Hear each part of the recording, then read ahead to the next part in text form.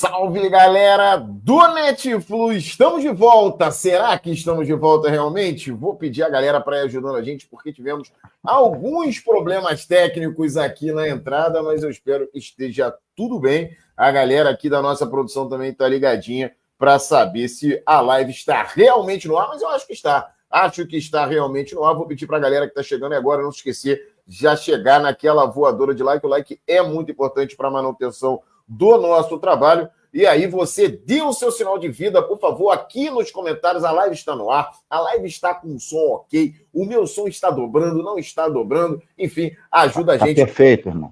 Esse início de live eu acho que está tudo ok e a galera vai ajudar. Se estamos no ar, não sei, mas o teu som tá bom. O som tá legal.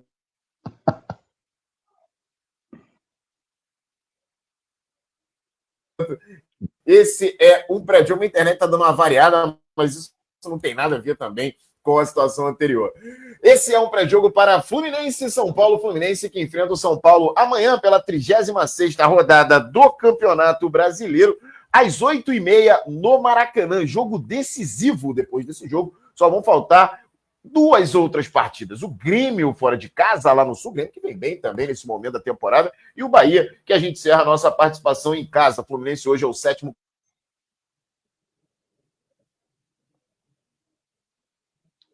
O Bahia, logo atrás não, né? Agora a gente olha para frente, a gente olha para cima. Acima do Fluminense, que a gente precisa ultrapassar esses adversários com 56 pontos. O Bahia e com 58 pontos o Botafogo. O Fluminense que venceu nada, empatou na última rodada, e tem uma história interessante sobre o nosso convidado, que já vou apresentar sobre essa partida. Não estávamos lá, mas estávamos perto. Dito isso, vamos ao boa noite da galera. Começa com ele, Thiago Reis. Muito boa noite.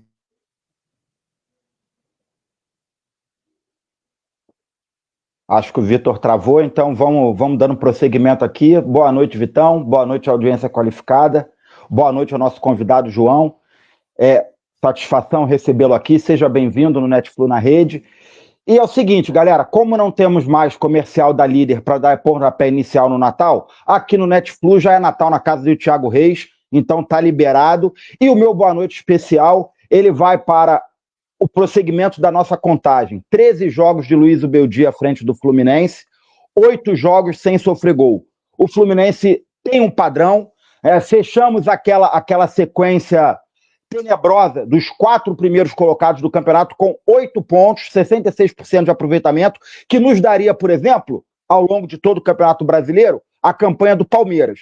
Então o Fluminense nesse momento é um time muito consistente, que tem como seu ponto forte o sistema defensivo, porque infelizmente sabemos que a falta de qualidade no ataque ela é crônica, nós já temos ciência disso, e eu repito o que falei aqui na última live. É o momento da gente abraçar a causa, entender o que esse time pode entregar, e esse time está entregando o que ele pode em termos de competitividade, e vamos para os jogos decisivos, para a reta final da temporada com esse pensamento. O pensamento de competir, o pensamento de lutar, o pensamento de compreender as limitações, mas de competir a partir das qualidades que esse time possui.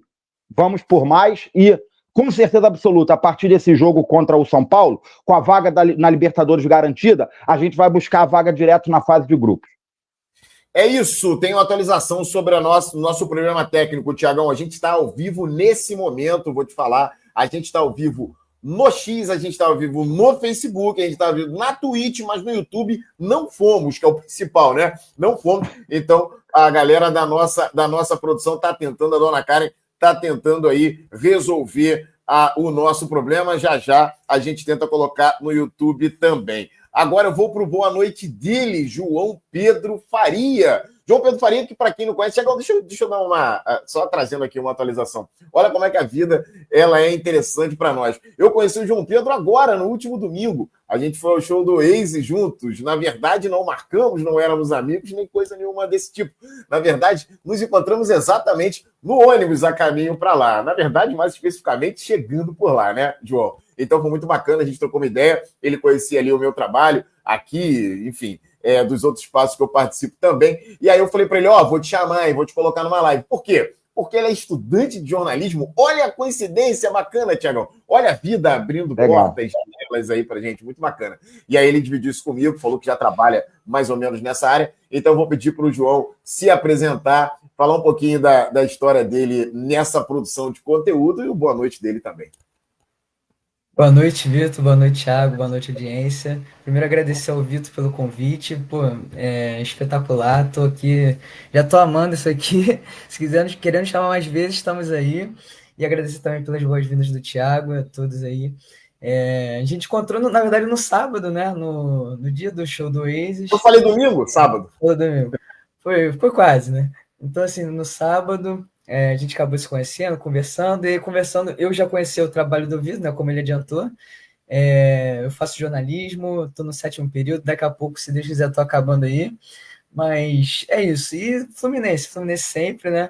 Amanhã a gente tem um jogo importantíssimo pelo Campeonato Brasileiro, ganhando São Paulo, e a depender dos resultados de Botafogo e Bahia, a gente escala mais um pouquinho nessa pretensão de conquistar uma vaga direta na próxima Libertadores, que, como se desenha o calendário de 2026, é essencial, até porque logo em janeiro, dia 14, já tem Campeonato Carioca, então é importante que a gente se livre da pré-Libertadores, até porque também, além do calendário, é uma fase bem enjoada, então o jogo de amanhã é importantíssimo e é seguir nessa boa fase. É isso, João. Rebentou aí no seu boa noite, muito bacana, realmente o gente foi o show do Oasis. No sábado, é porque teve show no domingo também, eu estou tentando resolver várias situações aqui ao mesmo tempo, acabei me confundindo. Tiagão, tradicionalmente, a gente começa falando, obviamente, do jogo do final de semana, da última rodada, o Fluminense, que pela 35ª rodada enfrentou o Palmeiras, e parece, Thiago Reis, eu e o João estávamos em São Paulo, obviamente que a gente deu uma olhada nos melhores momentos, a gente viu ali as informações, mas você provavelmente acompanhou esse jogo, parece que o Fluminense foi bem, fez um bom jogo lá no Allianz Parque. O que você pode falar desse jogo? Destaques positivos, negativos, enfim, impressões. Vitor, fiquei muito bem impressionado com esse jogo, com a apresentação do Fluminense, muito mesmo. Né? Participamos juntos aqui da live pré-jogo. Eu estava bastante preocupado com os desfalques de Thiago Silva e de Lúcio, né? Que, como eu coloquei no pré-jogo, são as referências do setor defensivo, Thiago Silva, e do setor ofensivo, o Lúcio, e o impacto dessas duas ausências eu imaginava que seriam muito grandes. Né? Não jogamos com ambos contra o Ceará fora de casa, há 5 rodadas atrás, e foi um jogo muito ruim do Fluminense. E, ao contrário do meu prognóstico, eu até dei um palpite de empate, não cravei o resultado, como sempre, né? Eu poderia, cara, eu acho que o 0-0 era um palpite bem mais auspicioso. Eu não sei por que eu palpitei 1-1. Honestamente, na hora ali eu pensei errado. Mas, enfim, disse que era um palpite que vinha do coração, mais do coração do que da razão, mas não foi nada disso que o jogo apresentou, cara. A partida do Fluminense foi de altíssimo nível, dado a dificuldade de um jogo fora de casa contra o Palmeiras. O Fluminense não vende um retrospecto bom fora de casa, muito pelo contrário. O Palmeiras é um mandante forte, é um dos times mais fortes do campeonato. Para completar, ainda joga no gramado sintético, no Allianz. Então, assim, considerava que era um jogo que apresentava muitos desafios. E eu fiquei muito bem impressionado, principalmente com a consistência defensiva do Fluminense, com os desfalques do René e do Thiago Silva na linha defensiva. O Hércules foi poupado também, o Nonato entrou no meio de campo. Então, assim, com todos os jogadores que estavam ausentes, o Fluminense conseguiu se sair bem, muito acima do que eu imaginava. E além da consistência defensiva, o Fluminense conseguiu levar bastante perigo. O Fluminense, na verdade, foi superior. Se alguém merecia a vitória nesse jogo, foi o Fluminense. O Fluminense teve mais finalizações, muito mais. Em dado momento, ali no segundo tempo, era uma goleada de finalizações, assim. O Fluminense tinha, sei lá, 3, 4 vezes o número de finalizações do Palmeiras. O Palmeiras teve... Inclusive, Vitor, quero dizer que nós dois cravamos nisso daí. Né? Dissemos que se o Fluminense se posicionasse bem na defesa, né, marcasse com linha abaixo, o Palmeiras provavelmente teria muita dificuldade de encontrar espaços. Foi o que aconteceu. O Palmeiras produziu pouquíssimo ao longo do jogo. O Fluminense ficou até numa situação confortável nesse aspecto. Só que, infelizmente, foi mais um jogo em que faltou aquele toque de qualidade a mais no ataque para resolver o jogo. Senão, teríamos ganhado. Com certeza absoluta. Botamos bola na trave, tivemos as principais chances de gol no jogo.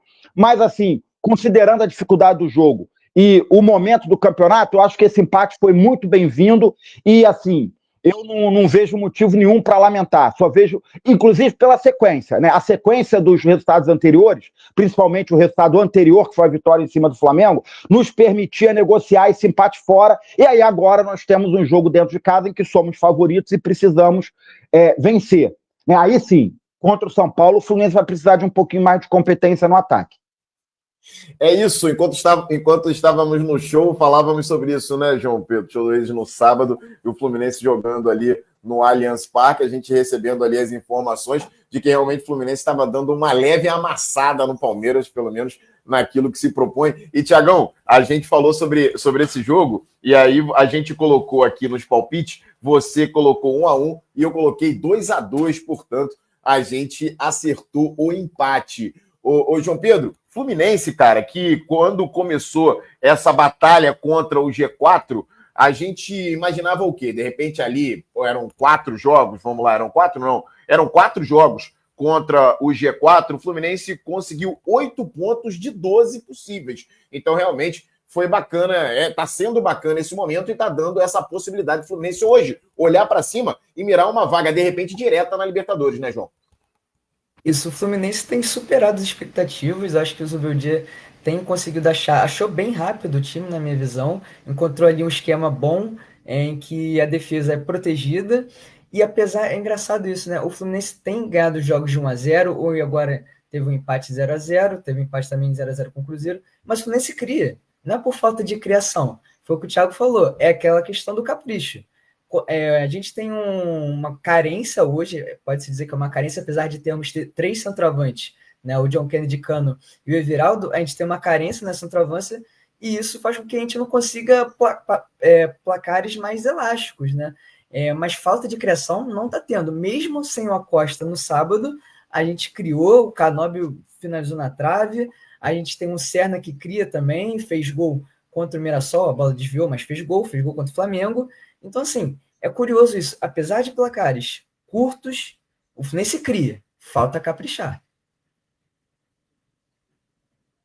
É isso, eu tô com um delayzinho, acredito que eu esteja com um delayzinho aí para vocês, eu vou falando devagarinho e vou também tentando, mas eu entendi tudo que o João falou, concordo pra caramba. Tiagão, a gente vem falando já há algum tempo sobre esse problema do ataque do Fluminense, mas a gente vai precisar pra caramba, parece que agora o YouTube começou a entrar, hein? Deixa eu ver aqui, eu acho que entrou que o meu amigo Anderson tá mandando aí uma mensagem, eu acho que direto do YouTube. Então, vou reforçar para a galera. A gente está com problemas técnicos hoje, na verdade, 2 problemas técnicos. O primeiro problema foi conseguir conectar o StreamYard, que é o programinha que a gente usa, ao YouTube. Parece que agora está conectando. Então, esse é o primeiro problema. E o segundo é a minha internet que está dando uma variada. Realmente, hoje está, como diria Vilela, um tanto quanto devasto, Tiagão, mas a gente vai levando e, com certeza, a coisa vai se desenrolando. Ô Tiagão, a gente fala já há algum tempo, já há algumas semanas, na verdade, meses, da necessidade do Fluminense de ter um ataque, enfim, mais efetivo, e parece que isso vem piorando ao longo dos meses, principalmente nas últimas semanas. O ataque do Fluminense realmente não dando conta do recado. Os pontas, que a gente sabe que tem esse problema, exatamente esse problema de finalização, e agora, nos últimos tempos, com o Everaldo, com o Cano e com o JK, que não vem conseguindo fazer os gols. A minha pergunta é, mesmo assim, o Zubeldia está encontrando soluções para fazer um Fluminense competitivo pra caramba, isso me chama muita atenção, mas só que a gente já começa a olhar para a Copa do Brasil, né? E na Copa do Brasil, infelizmente, a gente não vai ter um dos caras que mais subiu de produção nos últimos jogos, que é o Canóbio, que fez um baita jogo no sábado. Como resolver esse dilema para essa reta final e, sobretudo, já visando o primeiro jogo das semifinais da Copa do Brasil contra o Vasco? Olha só, eu já venho falando assim, tenho uma opinião pragmática. Eu sei que é altamente desagradável essa minha opinião, mas a cada jogo que passa eu tenho mais convicção de que a minha opinião está correta.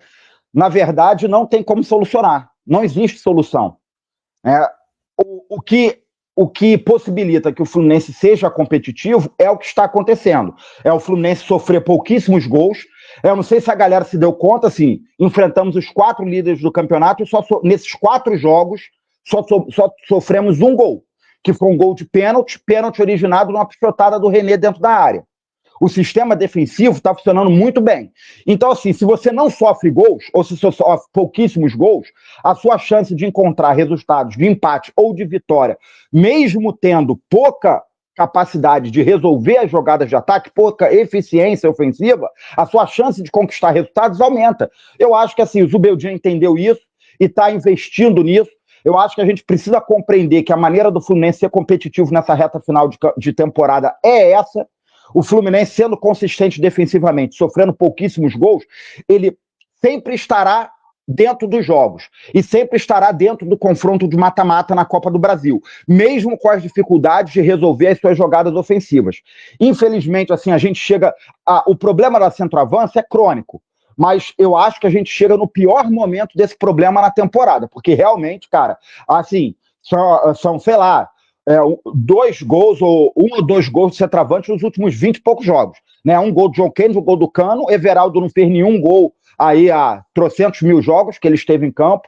Então acho que são, sei lá, mais ou menos uns 20 jogos, os centroavantes fizeram 2 gols, né? E todos eles tiveram oportunidade e ninguém resolveu o problema ali no ataque. Os nossos pontas são jogadores limitados tecnicamente na finalização e que estão tendo esse ano as temporadas mais goleadoras das suas carreiras, tanto Serna quanto Canóbio. Então você acha que a galera não tem muita noção disso, talvez não tenha se atentado muito para esse fato, né? Os 11 gols que Serna e Canóbio fizeram esse ano representam o maior número de gols que cada um fez em toda a carreira, de ambos. Então, assim, a gente sabe que dá para esperar, de repente, mais 1 ou 2 golzinhos de cada um até o fim do ano, mas não dá para esperar mais do que isso. Não são jogadores goleadores, né? Então, assim, a gente pode conquistar gols como vem acontecendo ao longo da temporada. Gols dos zagueiros, dos nossos laterais, dos volantes, eventualmente um golzinho ou outro ali dos nossos pontas e rezar para, em algum momento decisivo, um centroavante fazer um gol, né? O Cano, de repente, volta, em algum jogo ele entra ali no segundo tempo, faz um golzinho, um gol que nos deu uma classificação, um gol que nos deu uma vitória. Mais do que isso, não dá para esperar, tá? Com relação ao Canóbio, né? Você colocou a pergunta do milhão, que eu acho que agora se aproxima um momento que essa pergunta vai ter que ser abordada constantemente. O que fazer para substituir o Canóbio no jogo de ida da Copa do Brasil contra o Vasco? A minha maior preocupação é com a contribuição defensiva do Canóbio, que é gigantesca, e que nenhum dos nossos pontas ali que temos como opção no banco são capazes de entregar algo, nem sequer que toque a contribuição que o Canóbio dá, né? Esse jogo foi contra o Palmeiras, mais um que o Canóbio defendeu demais. Canóbio e Samuel Xavier, queria salientar isso.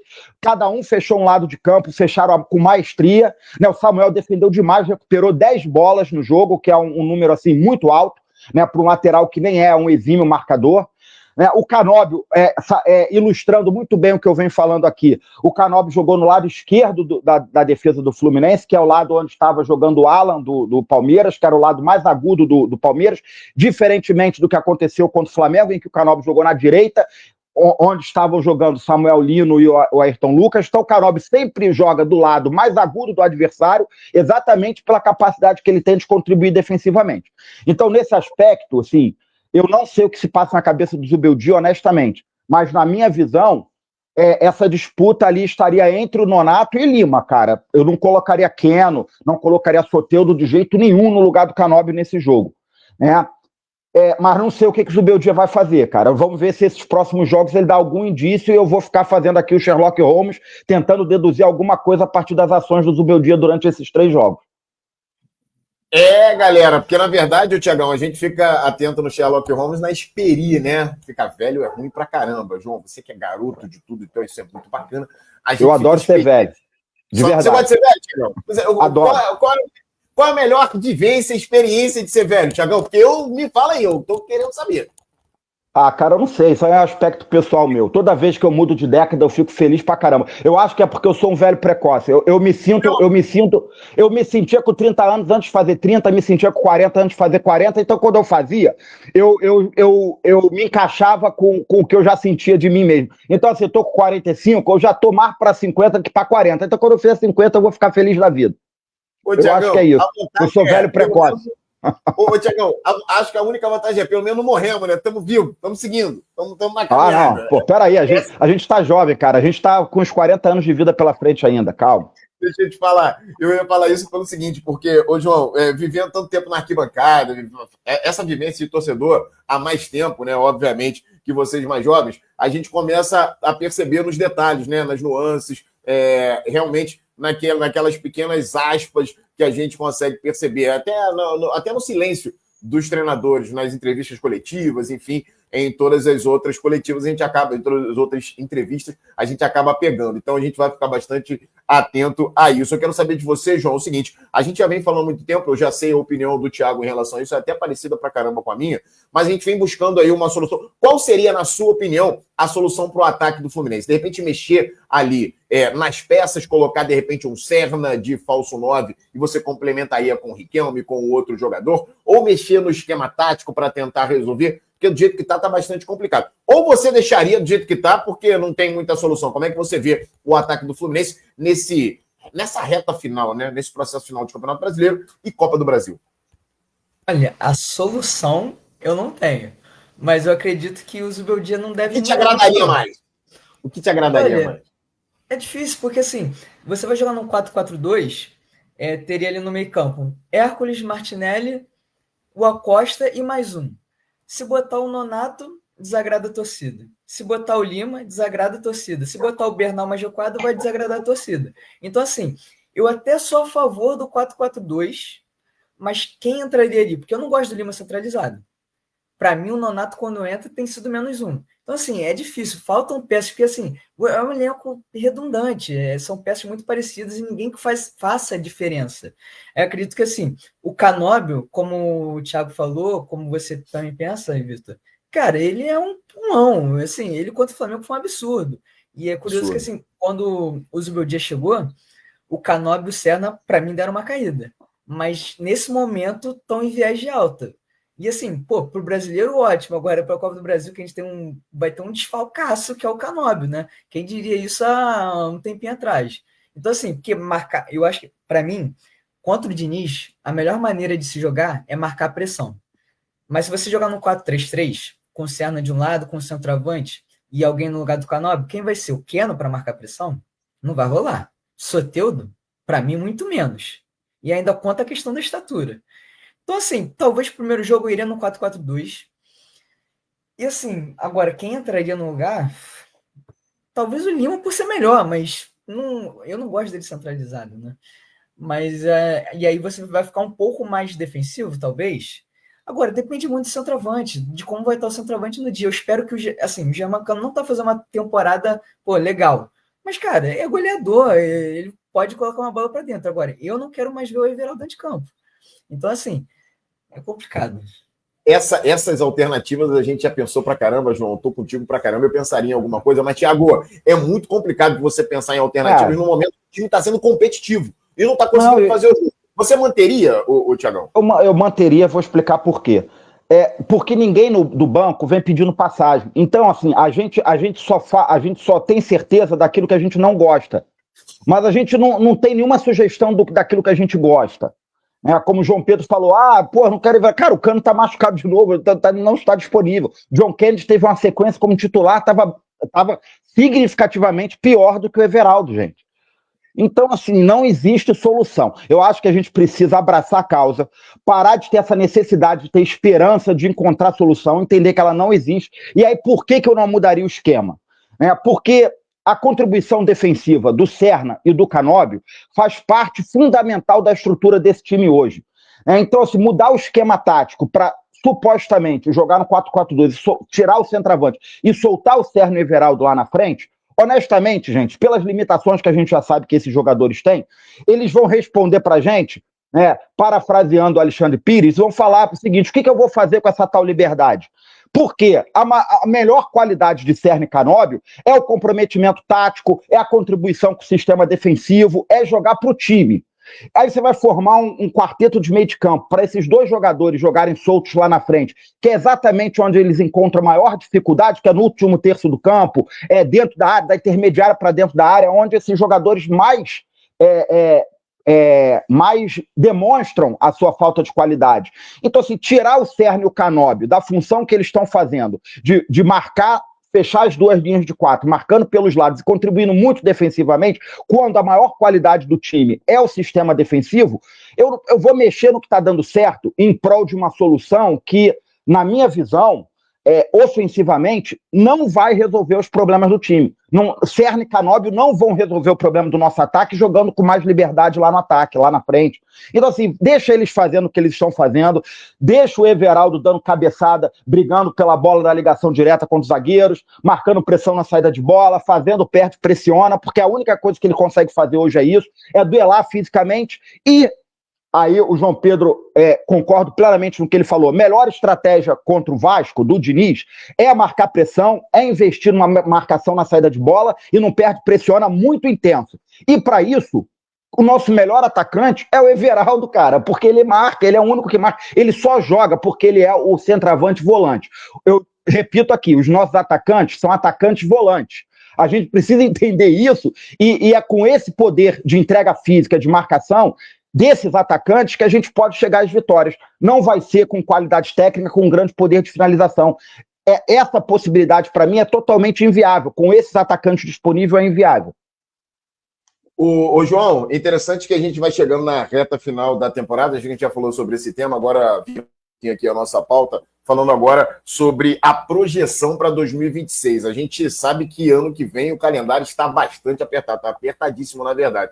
O Fluminense já volta a campo dia 14 pelo Campeonato Carioca e dia 28 pelo Campeonato Brasileiro. Como é que você vê o elenco do Fluminense para essa transição? Quais posições prioritariamente você atacaria para reforçar o elenco do Fluminense? Muita coisa sendo falada, alguns jogadores sendo sondados, pelo menos aí no campo das situações, de repente Otávio, Fuentes, lá no Atlético Paranaense. Hoje o Thiago da Hora do Flu trouxe a informação de que o Fluminense também está de olho em outros jogadores podem chegar. O Scarpa, na verdade, essa foi a notícia, que o Scarpa queria voltar, de repente o Fluminense está se movimentando. Muita coisa acontecendo nesse momento, a antecipação daquela temporada das fofoquinhas, daquela temporada das especulações. Como é que você vê esse movimento e como que você espera que o Fluminense esteja no ano de 2026? É isso que você falou, né, Vitor? Por conta do calendário, dia 14 é o primeiro jogo do Fluminense, mas a pré-temporada começa antes. Então é natural. A ideia é no dia 3 de janeiro já estar com o elenco treinando na pré-temporada. Então, começando dia 3, já precisa ter dia 3 o jogador contratado. Então é natural que, primeiro, empresário plante notícia? Sim. É natural que o empresário ofereça o jogador? Sim. E é natural que o Fluminense vá ao mercado. Então, assim, é óbvio que a gente vai ver muitos nomes especulados agora. O Fluminense, com todo respeito, acho que já saiu da época de vacas magras, né? No Fluminense não é que tá nadando dinheiro, mas, pela Copa do Mundo de Clubes, acho que tem um dinheiro em caixa. Então, assim, não acredito que o Fluminense, vai contratar 10 jogadores, mas pelo menos ali uns 5 ali, eu gostaria de contratações para jogar. Pela ordem de prioridade, João, você, pela ordem do mais para o menos urgente nesse momento em termos de posições? Urgente, com certeza, centroavance. Eu acho que com a saída do Ganso, a outra urgência, a segunda urgência é meio campo. Mas, cara, para mim, teria que reforçar em todas as posições, porque, assim, até o goleiro, porque a gente precisa de ter um reserva mais confiável, né? No banco de reserva, porque o Fábio já está com 45 anos. Então, assim, para mim, centroavance em primeiro, meio campo em segundo, e talvez a lateral esquerda em terceiro, porque, assim, eu já não sou muito fã do René, quem dirá do Fuentes. É isso. Tiagão, e você, cara, como é que você vê? Tá mudando, né? A gente entrava na temporada, historicamente, ali já, sei lá, segunda quinzena, entre a primeira e a segunda quinzenas ali de dezembro. Agora a gente já está ainda no dia 26 de novembro e a gente já tem um monte de especulação acontecendo. Tiagão, quais são as posições prioritárias, na sua opinião? Como é que você atacaria esse elenco para 2026? Essas especulações eu acho natural que comecem assim, fora de época, né, bem mais cedo, exatamente por conta do calendário. Acho péssimo, porque o Fluminense está decidindo a vida no Brasileiro, depois vai ter jogos decisivos de Copa do Brasil, e essas especulações de mercado, elas atrapalham nesse tipo de momento, acho que não é o momento ideal, mas é natural que aconteça e o clube tem que se antecipar sim. Por exemplo, tá sendo falado de jogadores saírem do Fluminense, que precisam sair, vários, muitos. precisam sair do Fluminense nesse fim de ano. Mas e se o Fluminense precisar desses jogadores nessa reta final, num jogo decisivo de Copa do Brasil? Se precisar o Fuentes ser titular. E aí o Fluminense já está ali nos bastidores negociando o Fuentes com o Atlético Paranaense, com o Curitiba eventualmente, são os nomes que falados, né? É muito ruim que isso esteja acontecendo. Por outro lado, você não pode esperar a temporada acabar, porque os jogadores vão ter 10 dias de férias. Se o Fluminense for à final da Copa do Brasil, serão 10 dias de férias e a reapresentação. E esses 10 dias de férias serão Natal e Ano Novo, cara. Então, assim, não dá para você esperar chegar o dia 22 de dezembro para você pensar em contratação, né? A Copa do Brasil acho que acaba lá no dia 20, eu acho, né? Sei lá, ou dia 20, 21, sei lá. Então não tem como. A Copa do Brasil. A final da Copa do Brasil. 14 e 21, se não me engano. Não, agora eu me confundi com as datas do início do campeonato. Não, porque eu acho que acho que a semifinal começa dia 14. Eu acho que a final é lá para o dia 20 e pouquinho. Ah, sim, a final então, assim, você não dá para você esperar resolver a sua vida toda na temporada para começar a ir no mercado, para começar a sondar jogadores e para começar a conversar com os seus jogadores e com os empresários deles, aqueles que não interessam para o ano que vem, para tentar encontrar um clube, para tentar encaixar em algum lugar, tentar uma negociação. Então, eu acho que o timing é ruim, mas eu acho que é inevitável que aconteça dessa forma. Com relação às... Achou aí? Achou? Não, as datas das semis 11, 12 e já o final, continuando aí. Então deve ser lá por mais ou menos 17 e 20, ou 21. É por aí. É isso mesmo, é o que eu achava. Vai acabar a Copa do Brasil ali mais ou menos dia 20, dia 21. As prioridades, para mim, prioridade número 1, centroavante, que é a situação desesperadora que a gente está vivendo ao longo dessa temporada. E aí eu tenho uma opinião que eu sei que não é consenso, não é da maioria. Para mim, a segunda prioridade é um atacante de lado que jogue no lado oposto ao Canóbio. Para mim, o Serna e Canóbio estão em encaixe muito ruim. O Serna deveria ser uma opção ao Canóbio, ser reserva do Canóbio ou brigar pela posição. E do outro lado, a gente precisaria de um jogador com qualidade técnica que participasse da construção de jogo, como fazia o Arias, né? Durante todos os anos em que foi titular do Fluminense nessa função. A minha terceira opção é a zaga. Eu não confio no Freitas como zagueiro titular, assim, é um jogador que, para mim, Freitas e Ignacio para compor elenco, ok, mas a gente precisaria de um zagueiro titular absoluto. Considero que o ataque, o atacante de lado, está na frente da linha de prioridade do zagueiro, mas acho que não fecho questão com relação a isso, eu entendo opiniões diferentes, eu acho que a diferença é pequena, né? Agora, se a gente tiver a oportunidade, por exemplo, de trazer o Nino, aí passa a ser prioridade, correto? Você não vai...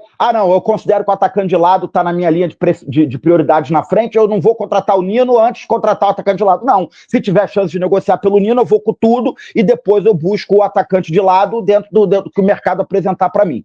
Tá? E a quarta prioridade seria lateral esquerdo. Eu acho que o René é uma bola de segurança interessante como reserva, mas para titular eu gostaria de um jogador de um nível mais alto. Porém, eu quero deixar aqui, já começar essa campanha, vou fazer essa campanha ao longo da época aí de contratações. O Fluminense precisa contratar jogadores para chegar jogando, titulares. O elenco já é grande demais, tem muito mais profundidade do que deveria, tem muitos jogadores que não jogam, tem muita gente que não resolve no elenco do Fluminense. O Fluminense só deve contratar jogadores para serem titulares. Se não der para contratar os 4 que eu quero, que contrate 3, que contrate 2, mas que contrate só apenas jogador para chegar e jogar. Eu vou traçar um paralelo com a última janela, tá? Nós contratamos 4 jogadores: Igor Rabelo, Santi Moreno, Soteldo e Lúcio Acosta.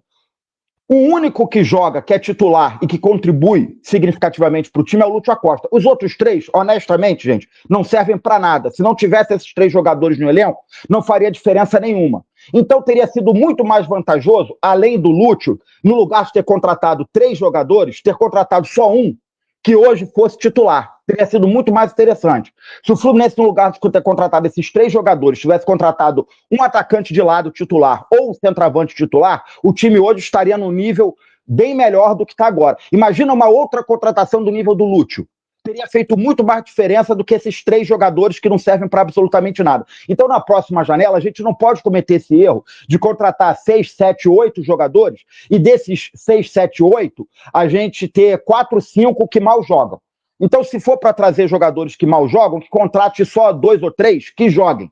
A minha filosofia para essa próxima janela seria essa. Tô contigo nessa pra caramba, vamos tentar qualificar o elenco. A novidade da semana, trazida pelo Vitor Lessa, o Joãozinho, foi o seguinte: Nonato, praticamente renovado aí a palavra, deve fazer a assinatura do contrato até a sexta-feira. O que você achou aí? Não é uma renovação, aquisição nesse momento, mas a gente entende como uma continuidade. Você achou positiva? Gosta do jogador? Acha que ele pode ser útil? Ou você é do time que, de repente, abriria mais espaço para os mais jovens, como muita gente fala? A contratação do Nonato é totalmente diferente do que o Thiago acabou de falar. O Nonato é um jogador água de salsicha para compor elenco. Quando está em campo, às vezes a gente nem percebe. E assim, a minha pergunta é: algum time da Série A pagaria 8 milhões no Nonato? Eu não vejo isso. Então, assim, tem jogadores. Eu não sou daquele tipo de torcedor. Torcedor pode falar o que quiser, né? Que chega assim, a base resolve, na base tem uns 10 Nonato. Não acho assim que possa ter 10 Nonato, mas, cara, por que a gente não faz um planejamento para o jogador da base ir crescendo e evoluindo? Cara, não vai demorar muito para sim ser melhor do que o Nonato. Eu, particularmente, não me agrada essa contratação do Nonato. Eu espero, como o Thiago falou, contratações que cheguem para jogar, e não só isso, Thiago. Eu espero contratações, que eu costumo falar com meu amigo Breno, né, que deve estar aí nos assistindo, jogadores que colocam a bola debaixo do braço. O Acosta é um jogador que coloca a bola debaixo do braço e resolve o jogo. Thiago Silva resolve o jogo. Quando você traz um Nino, para mim é bola de segurança, é resolver o jogo. Porque Thiago Silva não vai jogar todas as partidas, e quando o Nino tiver, eu vou ter a segurança que a gente vai ter um bom zagueiro que pode resolver uma partida. Agora, falta isso na centroavança, falta isso na ponta. E a gente precisa desses jogadores. A gente tinha um Arias, não tem mais. A gente tinha um Cano em boa fase, em 2023 e 2022, não temos mais. A gente precisa desse tipo de jogador. Jogador para compor elenco, filho, já tem um monte. O Thiago falou, Soteldo, Santiago, Keno, tem um monte, é o que mais tem. Agora, jogador para chegar e jogar e decidir partida, ainda mais jogando Libertadores, cara, não tem. E o Nonato não é um deles. Cara, não é possível que no mercado não tenha alguém melhor do que o Nonato, gente. Desculpa. Aqueles que são medianos, aqueles que compõem elenco, já temos praticamente todos, né, João? Agora a gente precisa olhar para o mercado para qualificar esse elenco. Thiago, quero a sua opinião, sempre contundente, sobre o Nonato. Não, democraticamente, cara, eu penso totalmente contrário ao João, mas, né, sempre com muito respeito à opinião do próximo. Eu renovaria com o Nonato, renovaria. Sabe por quê? Pelo valor, vou dizer por quê, cara. A torcida do Fluminense, eu acho que a gente ficou muito acostumado a ser o primo pobre, e a torcida do Fluminense tem muito essa mania, assim, de falar de forma superlativa os investimentos, falar assim, 8 milhões, quando, na verdade, o Nonato foi comprado por 1 milhão, foi não, né? Está sendo, e nem sabemos se o valor é exatamente esse ainda. Né? A notícia é que a opção de compra era de 1,5 milhão de euros, de dólares, na verdade. O negócio pode ter saído por um valor menor ou maior, não sabemos. Né? Mas a opção de compra era 1,5 milhão. Então, maior, eu acho difícil, mas pode ser menor. O que eu acho é que o Nonato, ele é um jogador assim, que já faz parte do elenco, a gente já sabe o que ele pode entregar, e ele é um jogador que, em todos os momentos que esteve no Fluminense, já é a segunda passagem, ele foi um jogador produtivo.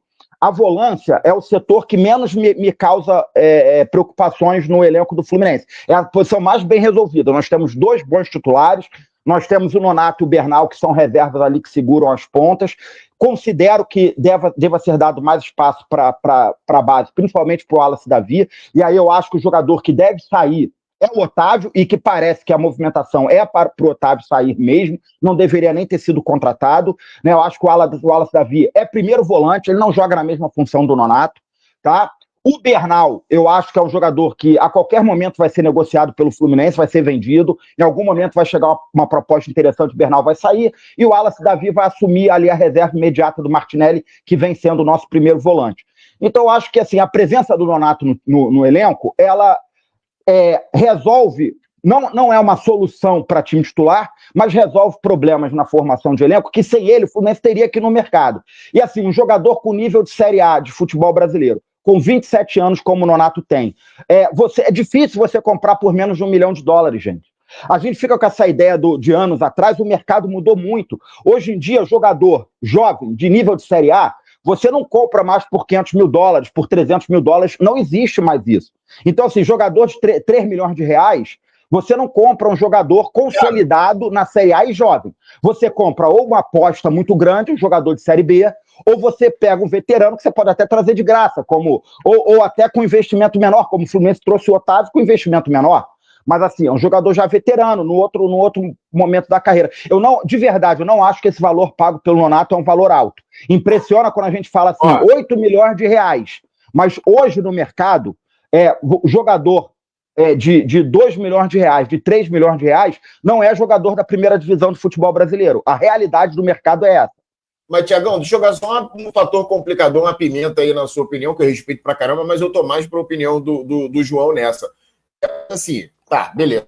Olhando pro mercado, você tem toda a razão. Aí, a ponderação que você fez, eu tô super a favor, concordo com você pra caramba. Agora, não valeria a pena para utilizar e investir 8 milhões que sejam ali, os 8 milhões de reais no Nonato, você, de repente, oportunizar, criar paradigmas e estabelecer parâmetros e condições para que os jovens da base ocupassem essa posição, por assim dizer, que o Nonato ocupa hoje no elenco do Fluminense, já que ele é, sei lá, a terceira ou quarta opção, eventualmente. Então a gente pode, de repente, já imaginar um planejamento diferente se o Nonato não tivesse. De repente, se o Nonato não tivesse em 2026, já acertado para 2026, de repente o Wallace Davi ou o Doman teriam mais oportunidade. Você não pensa dessa forma? Então, mas aí a gente precisa ter o jovem que esteja pedindo passagem para quem a avaliação interna, a respeito de quem a avaliação interna seja de que ele está pronto para jogar no profissional. Vou traçar um paralelo. Não acho que hoje a gente tem o Fidelis na volância. Eu não renovaria o contrato do Guga, porque eu considero que o Fidelis já está em condições de ser o reserva imediato do Samuel. O Dorman, eu não vejo como um jogador que me dê essa expectativa de forma imediata, que já comece o ano como um jogador que não me cause preocupação nenhuma se ele for o reserva imediato do Hércules, certo? Eu prefiro ter o Nonato como reserva imediato do Hércules. O Wallace Davi, repito, ele é primeiro volante, ele não faz a função do Nonato, certo? Então, assim, eu considero que hoje o Wallace Davi, no meu planejamento de elenco, ele estaria, eu daria um jeito de não ter mais o Otávio no elenco para dar mais espaço para o Wallace Davi. O Nonato já é outra função. Então, eu não vejo esse jovem pronto para ser o reserva imediato. Se eu tivesse esse jovem, ok, eu não teria problema nenhum em abrir mão do Nonato, né? Como é o caso da lateral direita com o Fidelis. Não, perfeita a sua explicação, analogia, entendi perfeitamente. Como é o caso da ponta, por exemplo, eu acho que o Riquelme precisa ter mais espaço ano que vem. Então, assim, eu gostaria muito que o Keno saísse do Fluminense. Eu não vou considerar que, nesse momento, eu vou manter o Keno no elenco, tirando espaço do Riquelme. Certo? Mas o Riquelme, ele já, assim, além de ter jogado muito mais na base, ter-se uma expectativa muito maior a respeito dele, ele já teve alguma experiência, a gente já tem alguma base para analisar o que ele rendeu no profissional. Eu não vejo hoje Soteldo e Keno rendendo no profissional hoje, e o Riquelme não rendeu muito não, tá? Abaixo do que eu imaginava, que eu comecei o ano empolgadíssimo com o Riquelme, o Vitor deve lembrar, né? Mas assim, eu não vejo hoje Soteldo e Keno e Moreno hoje jogando mais do que o Riquelme. Então eu não quero que esses caras estejam lá tirando o espaço do Riquelme. Mas na volância a gente não tem esse jogador. Perfeito. Essa eu vou passar, Tiagão, essa eu vou passar pro João Pedro, que ele acha que ele está mais apto que nós a utilizar o uniforme que o Fluminense vai utilizar no que vem. O Fluminense fechou, aparentemente, aí, trazido pelo GE. Não, você tá apto, peraí, pô. Contrato assinado com a Puma para ser a fornecedora de material esportivo para 2026. O Fluminense que sobe um pouquinho de patamar agora, né, João? Você dessa forma também. Agora, o desafio vai ser ocupar o espaço de uma Umbro, que é super elogiada por, não vou falar unanimidade, porque unanimidade eu acho que é exagero, mas pela maioria esmagadora da torcida do Fluminense, tanto no quesito distribuição, qualidade dos produtos, preço, enfim, dentro daquilo que se pratica, enfim, hoje em dia dentro do futebol. Quero saber de você o que você espera para 2026, agora vestindo o Puma. E hoje em dia não é mais não, Thiago, a gente brinca, mas não é mais aquelas camisas apertadinhas não, tem um modelo torcedor para todo mundo. E aí, João? Olha, eu vou te falar que eu gostei muito desse período com a Umbro. Eu, assim, fiquei fã mesmo, acho material de muito boa qualidade. A distribuição é muito boa, com exceção desse final, porque eu tô aqui querendo, doido para comprar a terceira camisa de jogador, e não acho. Essa aí tá difícil. Nessa saída da Umbro, tá pecando nisso, e infelizmente é o jeito, né? E agora com a entrada da Puma, que com certeza tem um mercado maior, vai ter uma exposição de marca maior para o Fluminense, mas a Umbro deixou a baliza bem no alto. Então, assim, a torcida do Fluminense não vai aceitar qualquer coisa. Até porque, cara, a camisa do Fluminense geralmente é muito bonita. Então, assim, é só não destoar muito. Infelizmente, os preços das camisas já estão muito altos. Acho que tendem a aumentar até com a Puma. Falam em R$ 500 camisa, né? Acho muito absurdo, mas é o mercado, né? E assim, a Puma vai ter um trabalho, porque as camisas da Umbro são muito bonitas, a distribuição é muito boa, mas acho que nessa questão de exposição da marca, parece que isso vai agregar bastante. E agora acho que tem um valor fixo, né? Que não tinha com a Umbro, e com a Puma terá um valor fixo que contribui para o Fluminense. Agora, sim, eu não sou conhecedor de mercado, não tenho acesso aos contratos, mas assim, o Fluminense assinou acho que por 4 ou 5 anos, né, com a Puma. São 5 anos, não, vamos lá, a gente está em 2025, são 5 anos até 2030 a assinatura do contrato, 5 anos. Então, são 5 anos. Eu não sei se tem gatilho no contrato, mas, por exemplo, a gente em 2022, a gente tinha um patrocínio master da Betano e pagava, acho que, sei lá, 20 milhões. Em 3 anos, cara, esse valor já, pô, triplicou, quase triplicou. Defasou, né? Então, meu medo é esse. É assinar um contrato muito grande e o mercado ir escalando e a gente ficando para trás, sabe? E, João, excelente, João. Ô, João, só para complementar o que você está falando, João, realmente ainda não temos os valores, tá? Os valores não foram. O GE que trouxe a informação. Na verdade, lá atrás, a rapaziada do Jornada trouxe a informação em primeira mão, depois o Wilson Forte, da Central Fluminense, também teve a confirmação, e agora o GE trouxe a assinatura do contrato. Mas na informação do GE, na info do GE, não vem ainda ali os valores.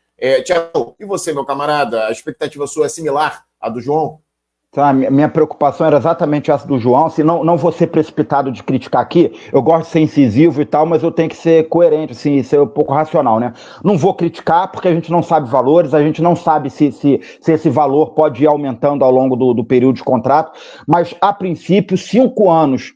Eu acho muito, porque 5 anos de mercado é muita coisa, cara. O valor que se paga hoje de qualquer patrocínio é muito diferente do que se pagava 5 anos atrás e com certeza será muito diferente do que se pagará daqui a 5 anos. Mas podem existir dispositivos, né, Tiagão? Exato. É por isso que eu estou falando que não vou criticar, porque a gente não sabe nada sobre o contrato ainda. Então vamos aguardar maiores informações. Mas, a princípio, eu não assinaria um contrato de 5 anos, a não ser que seja um contrato muito bem amarrado. Né, um contrato que já preveja alterações de valores e tal, mas vamos aguardar, né? Vamos ter um pouco de cautela para fazer essa crítica. Mas eu concordo, em termos de raciocínio, eu concordo totalmente com o João nesse aspecto. E também concordo com relação à Umbro, cara, a passagem da Umbro foi muito boa, me agradou muito. Eu acho que deixou uma lição para a Puma e para qualquer futuro fornecedor de material do Fluminense, que é o seguinte: não inventa moda com a camisa tricolor. Não faz gracinha. Faz o básico, entendeu? Não inventa. A camisa tricolor é linda, a torcida ama. Então é só não inventar que é sucesso garantido. Primeiro ponto é isso. Pode brincar com a terceira camisa, inventar, fazer graça, mas, porra, procura fazer alguma coisa bonita. E foi o que a Umbro fez, né? Eu acho que errou pouquíssimo. Tem, assim, umas 2 camisas só que eu acho que a maioria da torcida não gostou. Muito pouco mesmo. O índice de acerto da Umbro foi muito alto, né? A distribuição muito boa. Com a Puma, a expectativa é que a distribuição seja do mesmo nível ou superior, né? Porque é uma empresa maior, com até mundialmente com alcance muito maior, né? Mas a distribuição nacional aqui da Umbro é de altíssimo nível. Eu imagino que a Puma vai manter pelo menos esse padrão. Então, assim, estou fazendo dieta, já emagreci 16 quilos, então ano que vem estarei cabendo em camisa da Puma, promessa, estarei cabendo em camisa da Puma em 2026. Famoso faz o fácil, Puma. Famoso faz o fácil, Puma. Portanto, é o recado de Thiago Reis.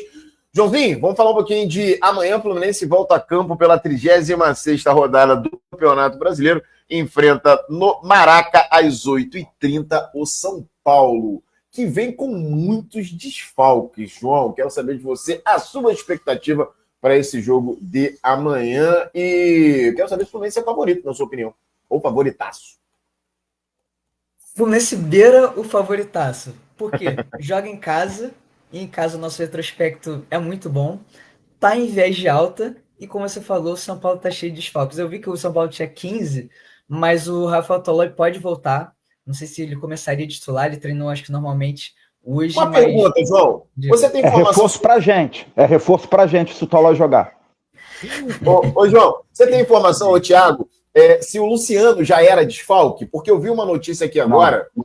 Ele não era desfalque? Então é mais um desfalque. Acabou de passar aqui na minha timeline. O Rafael, cara. O Rafael, porra, é o desfalque grande. O Luciano é desfalque. Termina, Joãozinho, desculpa. Não, é isso. O Rafael, que o Thiago falou, o Rafael tá suspenso, né? E o goleiro que chegou até a jogar nesse campeonato teve uma falha bizarra contra o Sport. Então, assim, amanhã, para mim, não é dia de 1-0, não. É dia de pelo menos um 2-0 ali. Quem sabe isso, hein, o nosso centroavante desencante. Hat-trick do Everaldo. Pô, ia chegar voando. Mas não é um jogo importantíssimo, gente. Mano, vai que a bola bate nele e entra. A gente não sabe. Pode acontecer. Por 3 vezes? Rapaz, acho que o Everaldo nunca fez hat-trick na vida, eu acho. Mas, não sei. Informação do Thiago Reis. Você vai com a Costa, chuta umas 3 vezes, desviando o Everaldo, quem sabe? Não sei. Mas, assim, é um jogo decisivo. Esses 3 jogos são decisivos. A gente estava falando sobre a questão da Copa do Brasil, sobre mudar. Mas, cara, a gente tem 3 jogos muito decisivos agora no Campeonato Brasileiro. É muito importante a gente conseguir a vaga direta para a Libertadores, por conta de calendário, porque a pré-Libertadores é chata. E, assim, para mim, esse é um jogo para a gente, quem sabe, com o tropeço do Bahia e do Botafogo, a gente, chegar a avançar a posição e começar, quem sabe, chegar na última rodada dependendo da gente, dependendo de uma vitória contra o Bahia em casa. Seria o melhor dos mundos, porque em número de vitórias que estão todos empatados, só em saldo de gol que tá diferente. Então, assim, se o Fluminense ganha e o Botafogo empata, já passa 1. Aí chega na última... Tipo assim, mesmo que o Bahia fique na frente até a última rodada, na última rodada é Fluminense Bahia, cara. E aí é no Maracanã. Então, assim, é um jogo decisivo amanhã, com certeza. É isso, Thiagão. E a sua expectativa para esse Fluminense São Paulo amanhã às 8h30? Cara, a minha expectativa é que o Fluminense ganhe, principalmente pelo retrospecto recente em casa. Eu venho atualizando aqui os feitos aí dessa era do Beldia. Cara, se o Fluminense ganhar esse jogo, muito pouca gente se ligou nisso. O Fluminense pode alcançar a maior sequência de vitórias como mandante de toda a história do Fluminense no Campeonato Brasileiro. Os senhores sabiam disso? Não sabia. Pode ser a maior sequência de vitórias do Fluminense como mandante na história do Campeonato Brasileiro. Então, assim, é bizarro isso. E o Fluminense é muito favorito, assim. O time, assim, a maioria desses desfalques do São Paulo, eles já nem consideram-se mais desfalques, né? Porque são jogadores que já estão há muito tempo sem jogar. Pensar no time do São Paulo com Lucas, Caleri e Oscar, não é o time do São Paulo, porque esse time não joga junto, deve ter uns 8 meses, né? Com esses 3 juntos. Então, mas, além da falta de todos esses jogadores que já estão ausentes há bastante tempo, jogadores imprescindíveis, né? Arboleda e tal, o São Paulo, nesse momento, vai ter desfalques novos, né? Então, assim, já está sem o Rafael, que vai fazer uma falta enorme. Se os caras entrarem em campo sem o Luciano, gente, praticamente acabou o ataque do São Paulo, né? Então, assim, vai jogar o Ferreirinha, que os caras lá estão querendo tirar do time de qualquer jeito. Agora, o Fluminense, ele sempre gosta de surpreender negativamente nesses momentos. A gente é escaldado. Fala. Informação. Escalação do São Paulo. Luciano e Ferreira desfalcam o time contra o Fluminense. Então são mais dois. Pô, nem o Ferreirinha vai... Cara, aí... Nem o Ferreirinha, nem o Luciano presentes amanhã. Olha que o time completamente dizimado, mas assim, a gente é escaldado com o Fluminense. E essa grande apresentação com grande quantidade de gols, eu não espero. Eu espero com muita luta, com muita marcação, pressão, apertando o adversário, empurrando para trás, perdendo ali 2, 3 gols na cara. O Fluminense talvez consiga fazer um 2-0 e não passar sufoco no fim do jogo. Galera, essa grande quantidade de gols e o ataque virtuoso, porra, não existe esse ataque no Fluminense, isso não acontecerá. Então eu espero que muita entrega, muita organização, isso o Fluminense tem, uma noite inspirada do Lúcio e que ali na frente a galera consiga, acertar uma bolinha e que pelo menos um dos jogadores ali do meio para trás também faça um golzinho. Os nossos volantes estão há muito tempo sem fazer gol, já está na hora de Martinelli e Hércules fazerem um golzinho e 2-0 é goleada, gente. Para esse time do Fluminense, 1-0, a gente já se acostumou com 1-0 e 0-0, né? 1-0 e 0-0 já são os placares clássicos do Fluminense do Zubeldia.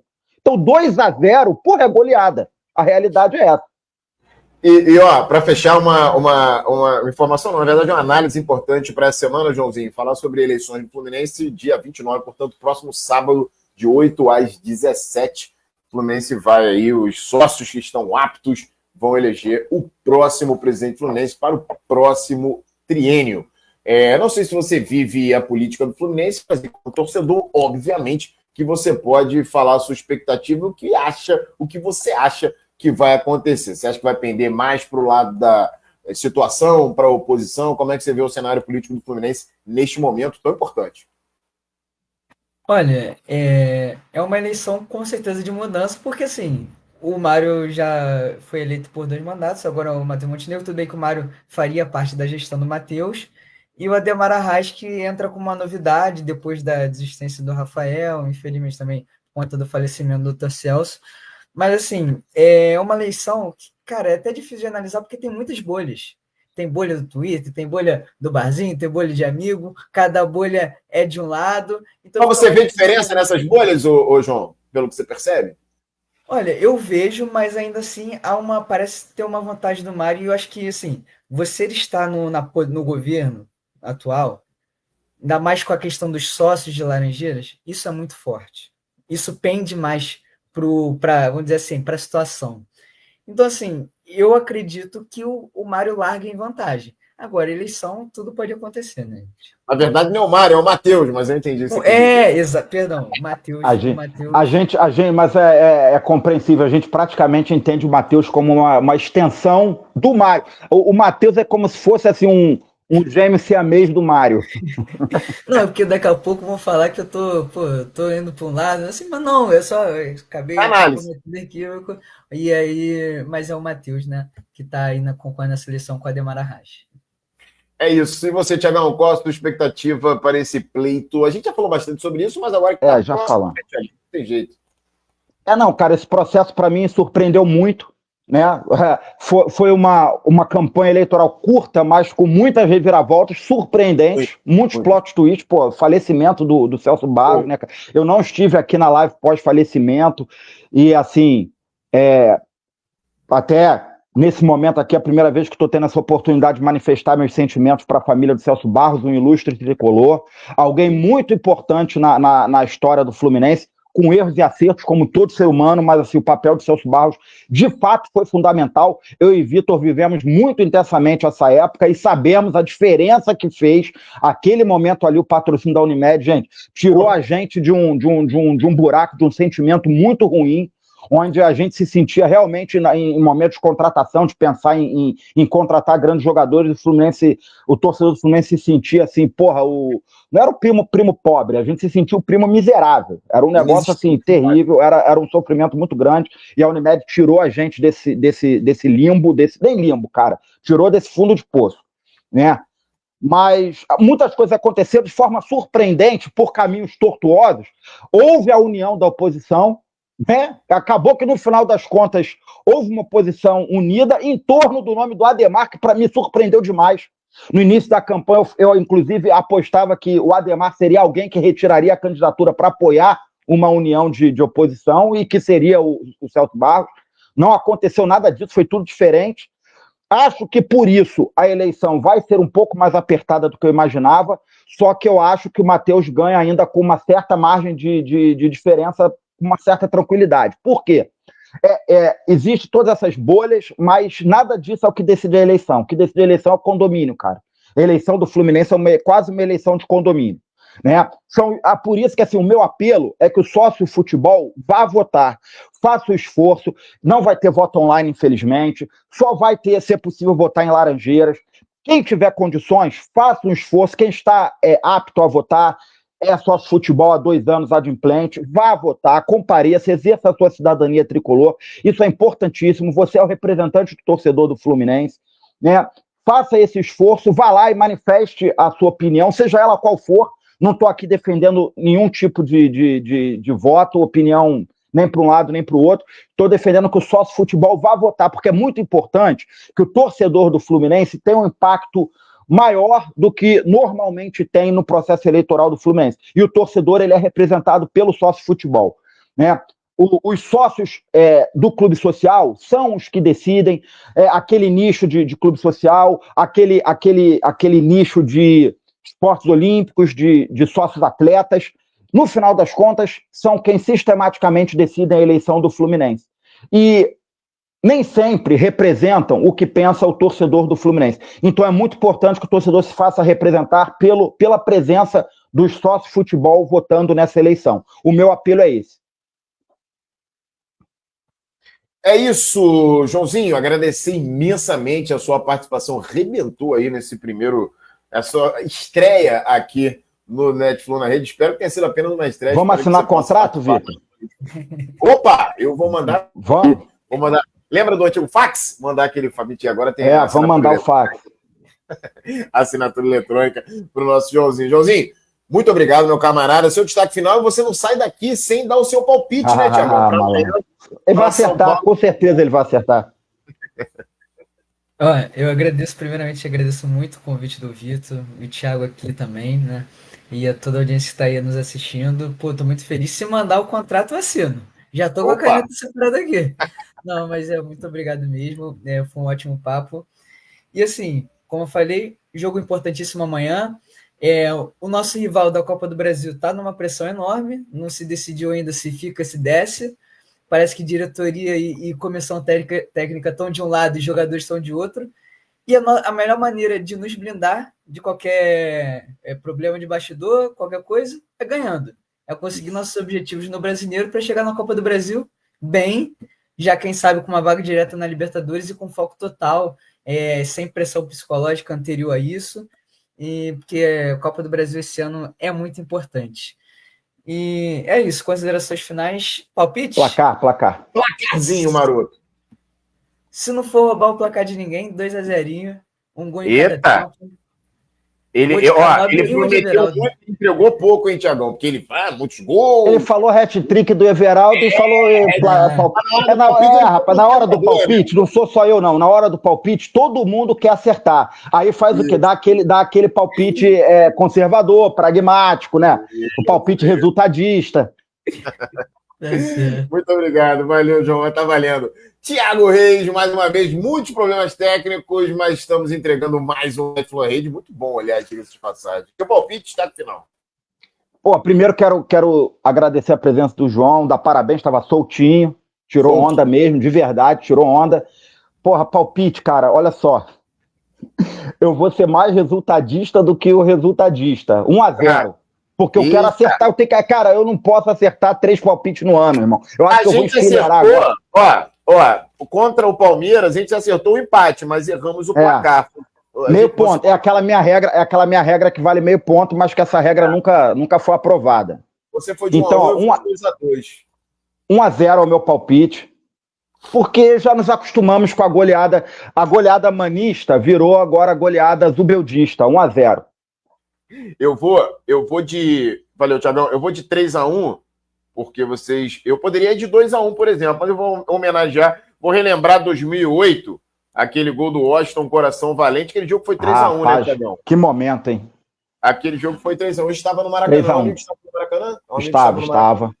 Estava e chorei copiosamente nesse momento. E apanhei bastante também. Fez muito bem.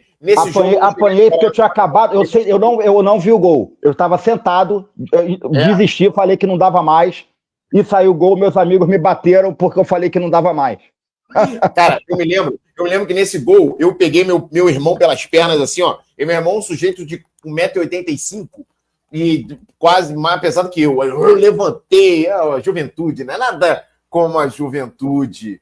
É isso, agradecendo a todos que participaram. Hoje não tivemos tanta interação, mas eu vou tentar, farei de tudo para colocar. Hoje não foi para o YouTube, mas farei de tudo para colocar esse aqui no YouTube. Hoje foi apenas nas outras redes. Aliás, até por isso, o João, aí já deixa o convite aí para uma próxima, para você poder participar direitinho no YouTube, para os seus fãs terem acesso aí. Hoje foi programa piloto, piloto do João. Tipo isso. Valeu, galera. Um abraço. Hora de homenagear o tricolor Zé Carlos Araújo, dizendo boa noite, Rio. Tchau, Brasil. Valeu.